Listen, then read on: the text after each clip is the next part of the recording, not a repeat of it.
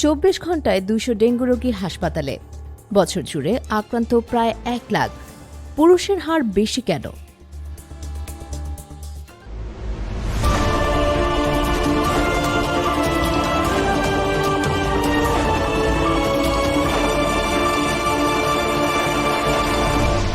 Channel CB.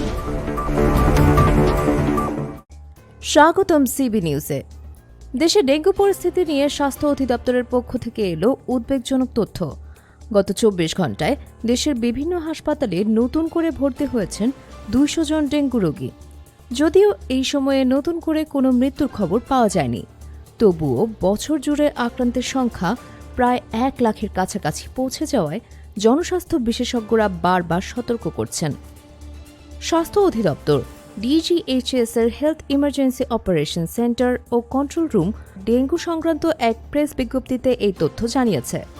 সর্বশেষ 24 ঘন্টার তথ্য: নতুন করে হাসপাতালে ভর্তি 200 জন, সুস্থ হয়ে হাসপাতাল থেকে ছাড়া পেয়েছেন 226 জন।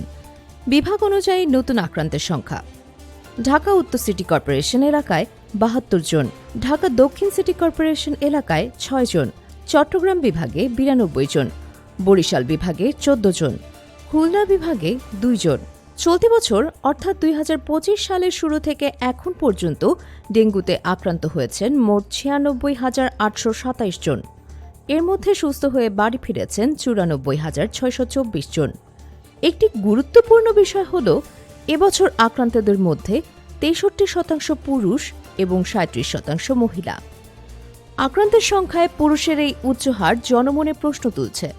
স্বাস্থ্য কর্মকর্তারা মনে করছেন, কর্মজীবনের তাগিদে পুরুষদের ঘরের বাইরে বেশি সময় কাটানো এবং মশার সংস্পর্শে আসার সম্ভাবনা বেশি থাকায় এই পার্থক্য দেখা যাচ্ছে। এবছর ডেঙ্গুতে মোট মৃত্যুর সংখ্যা অপরিবর্তিত আছে, 394 জন। তুলনামূলকভাবে গত বছর অর্থাৎ 2024 সালে ডেঙ্গুতে আক্রান্ত হয়েছিলেন মোট 1,01,214 জন এবং মৃতের সংখ্যা ছিল 575 জন। বিশেষজ্ঞরা বলছেন, ডেঙ্গু মোকাবেলায় এখন থেকে প্রতিটি পরিবারকে সতর্ক থাকতে হবে।